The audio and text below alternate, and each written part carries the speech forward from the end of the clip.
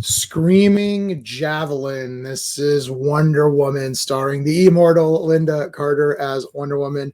As you guys know, I love this show, but we are trying to be more critical here and not just say, "Oh, this is a great episode because Linda Carter is the best," and then no. We're gonna be a lot more harsh. This episode I thought was okay. It's not going to get a very high score. This is yet another one of these Agent Diana Prince should have been able to clean this up. Like, she only turns to Wonder Woman to do random things like, bust a door open or something, or jump out a window. So there's nothing like crazy going on where you're like, wow, yeah, Wonder Woman's really needed for this, because without Wonder Woman, we wouldn't have been able to solve the crime or whatever.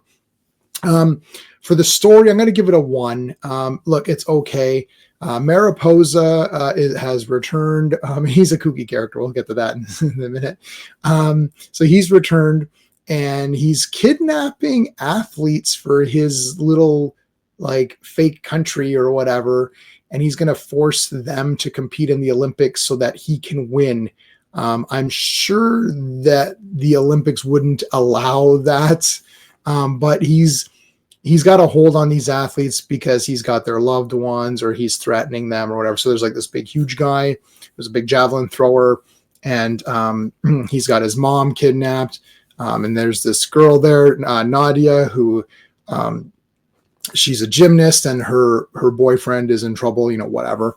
So that's sort of the storyline. I mean, like it's okay. It's a bit weird. Like, I don't know, I feel like Wonder Woman would not be needed for this particular story. It's not like those outer space ones where you're like, oh yeah, well, yeah, Wonder Woman's got to take care of this, right? I feel like Diana Prince could have cleaned this up on her own without really needing Wonder Woman's help. For the pacing, I'm going to give it a 1.5. I'm actually not bored. I don't really find too many of these episodes boring. The information and the movement of the story is good. Like, it does progress in a natural way, and it gets through stuff. It doesn't spend too much time on any scenes dragging stuff out.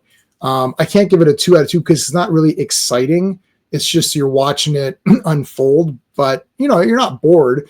And Linda Carter's awesome. I do like her going around investigating. I do think overall it's better to have her on her own doing stuff rather than Steve tagging along, and then they have to find excuses for him to suck at stuff or whatever. So I thought that it flowed pretty good for me. The artistry, this is a tough one. I'll give it a 1. There is some pretty decent jumping. So there's a lot of leaping out of a window and leaping back through, crashing through. That's pretty much it. I'm close to giving it a 1.5 because some of that's pretty neat. No, I'm going to stick with 1. There really isn't any fighting or stunt work. It's just a few jumps. That's really not enough for it to be exciting enough for me to be like, wow, that was awesome, right? But it's still, everything looked good. You've got that classic music for Wonder Woman playing, which is always fun. For the characters, I'm going to give it a 1.5 for the characters. Okay, so obviously Linda Carter is the best, so we don't need to talk about her. Steve Trevor doesn't do much, but he's still fun.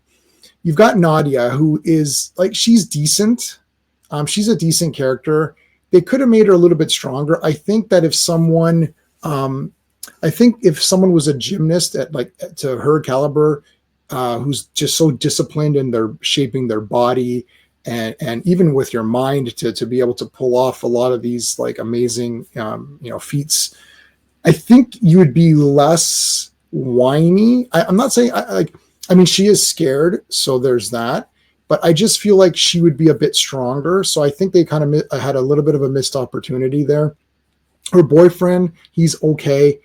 This is why I'm not giving it a 2, but I like the boyfriend. I like Nadia, but I don't love them, so I can't give it a 2. Mariposa is a fun, I guess he's a fun villain, but he's slightly lame. I guess that's the point of it. I do like him. He's got these twin blondes who are always next to him. And at one point they stand in front of Wonder Woman, and she's like, sit down. Like, okay. That was great.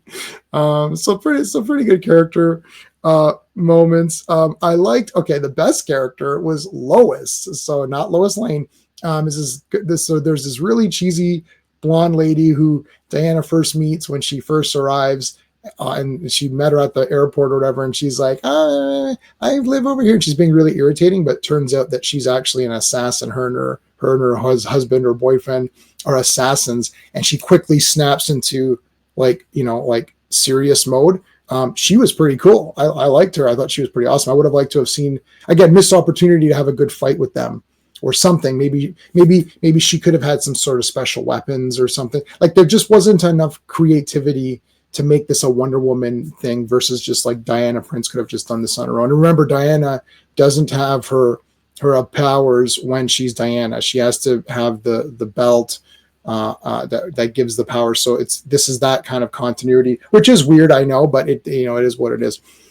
Enjoyment factor, I'll give it a 1. I liked it. It was okay. I'm not dying over this one. It's a 6 out of 10 final score. Look, it's cool. Again, I love the Wonder Woman TV series. It's one of my favorite TV shows of all time. So I just love all of the episodes. But again, we're comparing them within each other to try to find some sort of ranking, right? Like, is this episode better than this episode? There's clearly ones that are really awesome. And then there's some that are like, yeah, it was okay, right? So that's where I'm at for this one. Let me know in the comments. Please check out the Wonder Woman playlist. Plus, there's a Batman playlist and a Superman playlist. You need the Trinity. So check all that good stuff out. Make sure you like the video, subscribe to the channel. Thanks for watching. Hey friends, you've just been listening to J-Man, and he is the smartest person who ever lived. So make sure you like and subscribe.